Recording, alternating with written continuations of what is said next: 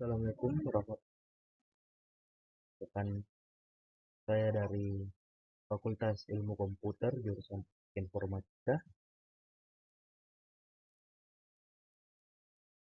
Saya Rizal Makmun dengan NIM 13020200250 dari kelas A5. Ingin jelaskan terkait UAS dari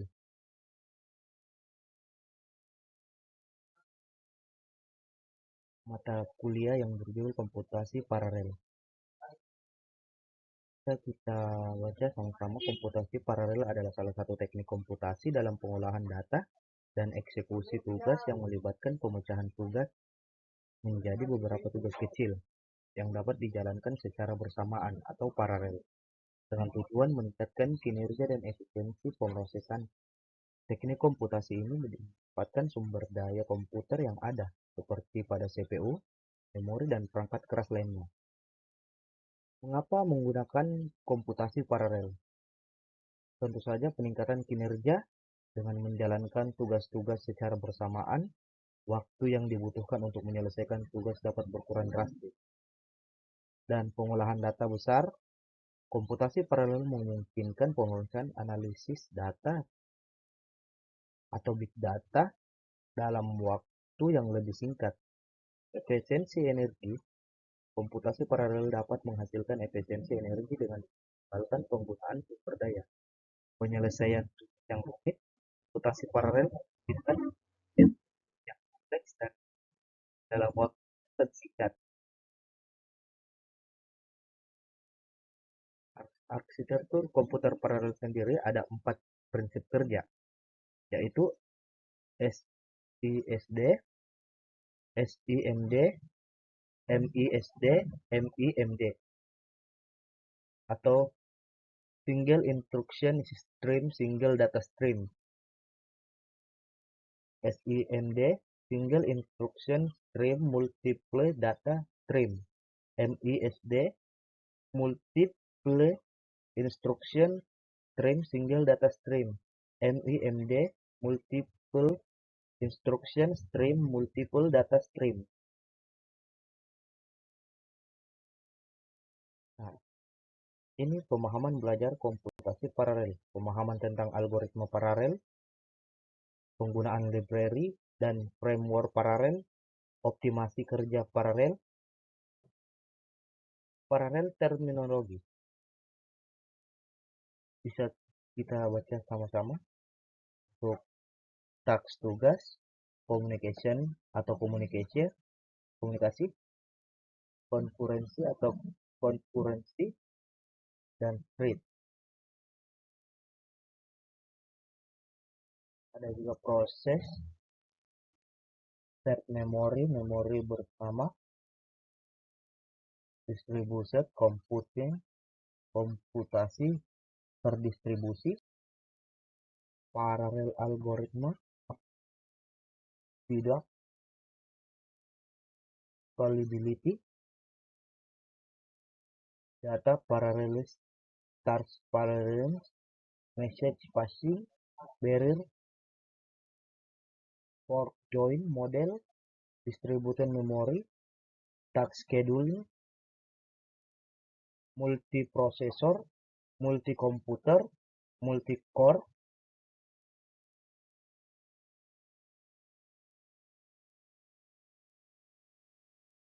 control unit atau unit kontrol. Unit kontrol bertanggung jawab untuk mengontrol operasi seluruh CPU dan koordinasi eksekusi instruksi-instruksi dalam pemrograman. Tugas, unit kontrol mengambil instruksi dari memori, mengurai instruksi tersebut, dan memerintahkan komponen-komponen lain dalam CPU. Arithmetic Logic Unit, unit aritmatika logika. Fungsinya ALU adalah bagian dari CPU yang bertanggung jawab untuk melakukan operasi aritmatika, penjumlahan, pengurangan, perkalian, atau pembagian, dan operasi logika AND atau OR atau NOT pada data. Tugasnya, ALU mengambil operan data yang akan dioperasikan, menjalankan operasi yang diperlukan, dan menghasilkan hasil dari operasi tersebut. Hasilnya kemudian dapat disimpan dalam register. Nah, ini dia register. Fungsi register adalah lokasi penyimpanan kecil dalam CPU yang digunakan untuk menyimpan data sementara, instruksi, dan alamat memori. Tugasnya, register digunakan untuk menyimpan data yang sedang diolah oleh ALU, alamat memori yang akan diakses, hasil dari operasi ALU, dan instruksi yang sedang dieksekusi. Register adalah lokasi yang sangat cepat untuk menyimpan data yang dibutuhkan oleh CPU. Ukuran kinerja komputasi paralel. Ukuran kinerja untuk prosesor itu bisa kita lihat sama-sama. Ada hertz, ada million of instruction per second, ada melops, million of floating point operation per second. Ukuran kinerja komputasi paralel. Ukuran kinerja untuk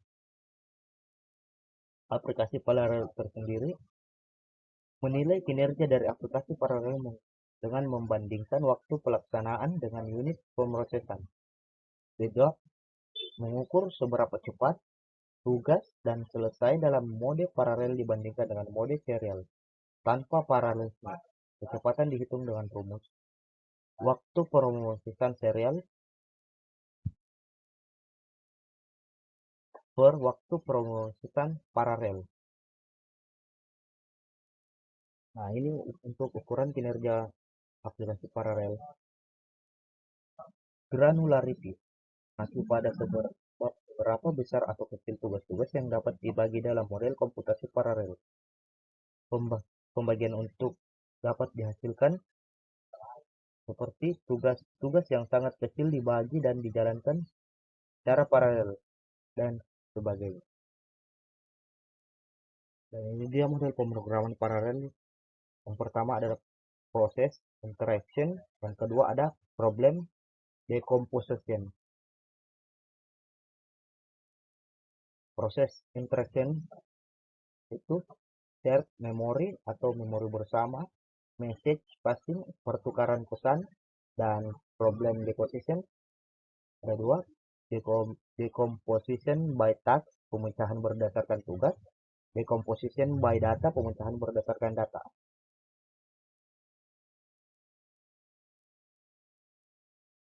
Kita lihat bersama-sama desain dasarnya. Ada memori, data, unit pemrosesan pusat atau biasa disebut dengan CPU. Shared memory adalah salah satu model pemrograman paralel di mana beberapa proses atau tugas dapat mengakses dan memanipulasi memori yang sama secara bersamaan dengan tujuan menyediakan komunikasi di antara mereka yang menghindari salinan yang berlebihan. Kita lihat sama-sama dengan gambarnya. Karakteristik umum shared memory. Setiap prosesor memiliki kesamaan kemampuan untuk mengakses semua memori sebagai global address space. Beberapa prosesor dapat beroperasi secara independen tetapi berbagai sumber daya memori yang sama. Perubahan lokasi memori yang dilakukan oleh satu prosesor terlihat oleh semua prosesor lainnya.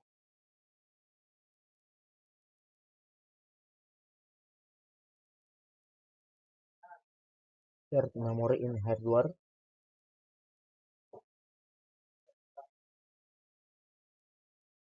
Dalam konteks arsitektur perangkat keras komputer, shared memory bersama mengacu pada area memori yang dapat diakses oleh dua atau lebih unit pemrosesan, misalnya CPU atau CPU secara bersamaan. Uniform Memory Access. Dalam arsitektur UMA, tidak ada perbedaan waktu akses yang signifikan antara memori yang terletak di lokasi fisik yang berbeda. Dalam UMA, unit pemrosesan yang berbeda dapat akses memori yang sama dengan waktu akses yang seragam. UMA adalah konsep yang umum ditemukan dalam sistem simetrik multiprosesor atau SMP. UMA juga sering disebut CES, Coherent UMA, atau CC UMA yang berarti jika satu prosesor memperbarui lokasi dalam shared memori, semua prosesor lain tahu tentang pembaruan. Adapun simetrik multiprosesor atau SMP dan non-uniform memory access atau NUMA. Shared memory. Keuntungannya, yang pertama, global address space memberikan perspektif pemrograman yang mudah digunakan ke memori. Yang kedua, data sharing antara teks lebih cepat dan seragam karena kedekatan memori dengan CPU. Adapun kerugian yaitu adalah kurangnya stabilitas antara memori dan CPU. Menambahkan lebih banyak CPU secara geometrik dapat meningkatkan lalu lintas pada jalur CPU shared memory, dan untuk sistem CS yang koheren secara geometris meningkatkan lalu lintas yang terkait dengan teks atau manajemen memori. Tanggung jawab programmer untuk konstruksi sinkronisasi yang memastikan akses korek dari memori global.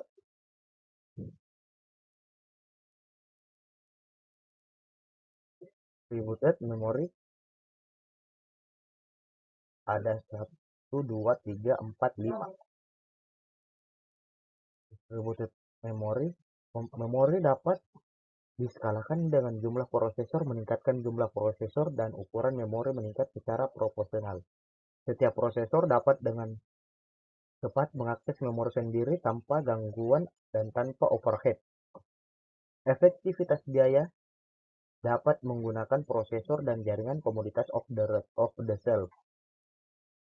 Dan kerugian, programmer bertanggung jawab atas banyak rincian yang terkait dengan komunikasi data antara prosesor. Mungkin sulit untuk memetakan struktur data yang ada berdasarkan memori global, memori organization, dan waktu akses memori yang tidak seragam. Data yang berada di node jarak jauh. Hybrid Distributed Shared Memory. Komputer terbesar dan tercepat di dunia saat ini menggunakan arsitektur Shared and Distributed Memory. Komponen memori bersama dapat menjadi mesin shared memory atau graphic processing unit GPU. Komponen distributed memory adalah jaringan beberapa mesin memori GPU bersama yang hanya tahu tentang memori mereka sendiri, bukan memori pada mesin lain. Tren saat ini tampaknya menunjukkan bahwa jenis arsitektur memori ini akan terus menang dan meningkat di ujung komputasi yang tinggi untuk masa mendatang. Baik, ini keuntungan dari hybrid DSM, memberikan fleksibilitas dengan pemrograman dalam akses dan berbagi data. Pemrograman dapat mengembangkan aplikasi paralel dengan mudah dan lebih cepat daripada dalam model distributed memory yang lebih rumit, menyediakan tingkat transparansi dan mengelola komunikasi data antar unit pemrosesan, mendukung skalabilitas yang tinggi, yang berarti ia dapat digunakan dalam lingkungan dengan jumlah besar unit pemrosesan. Message patching atau bisa disebut dengan pertukaran pesan merupakan teknik bagaimana mengatur suatu alur komunikasi yang berjalan secara independen. Cara berkomunikasi dengan mengirim satu pesan sama yang lain. Paradigma ini umumnya digunakan dalam lingkungan unit pemrosesan terisolasi di mana memiliki memori sendiri dan tidak memiliki akses langsung ke memori yang dimiliki oleh unit pemrosesan lain. Message passing. Model message passing sebagian besar dapat digunakan dalam komunikasi antar proses yang dijalankan pada komputer berbeda dengan terhubung oleh jaringan. Ada juga metode message patching. Kegunaan message patching,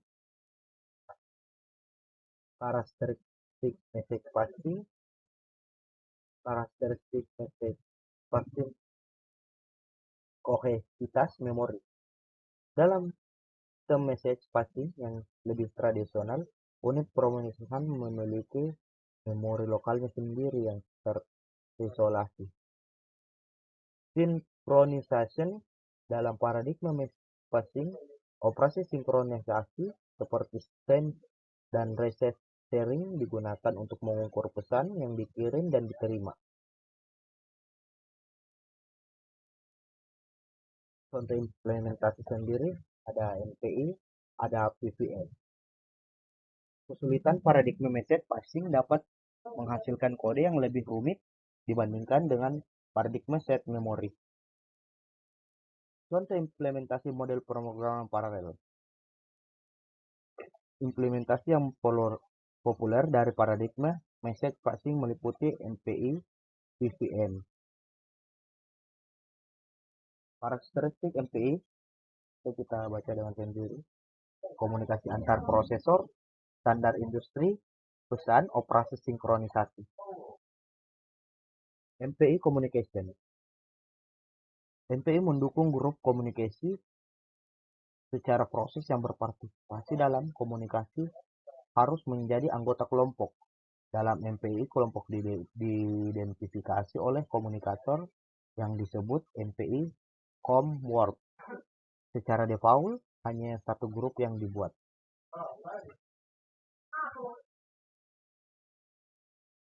MPI program structure. Yang pertama ada include MPI header file dan variables declaration. Instalasi compiler yang mendukung OpenMP. OpenMP biasanya terintegrasi dengan compiler pada Windows. Anda dapat menggunakan compiler seperti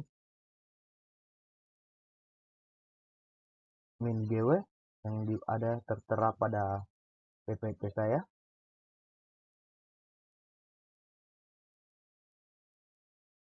Ini dia sebelum menginstal OpenMP, pastikan database paket MSY2 Anda terupdate dengan menjalankan perintah berikut.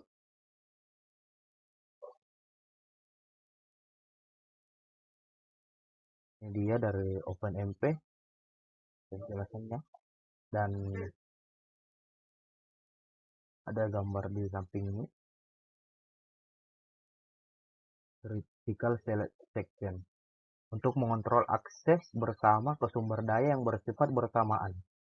Contoh umum penggunaan critical section adalah untuk menghindari kesalahan pembaca atau penulis read to write pada variabel bersama.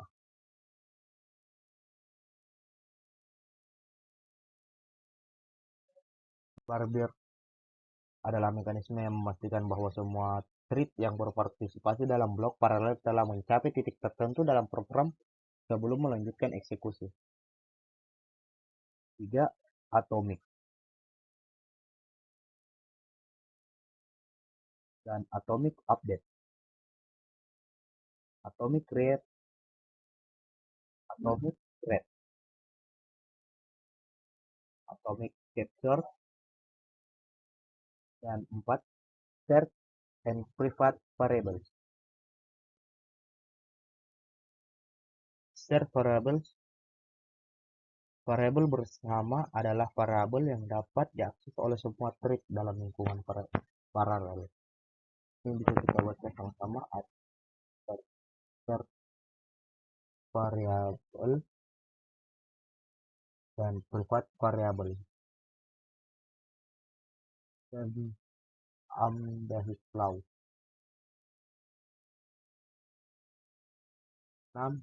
Environment variable. OMC schedule, conditional, OpenMP function, reduction, 10 port. I love OpenMP master, single, MPI, send and receive, alur proses komunikasi ini. point communication, MPI send, MPI I send,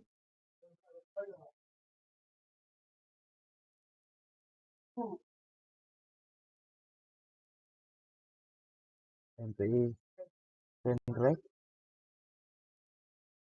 type of collective function, sequence of collective function. Terima kasih.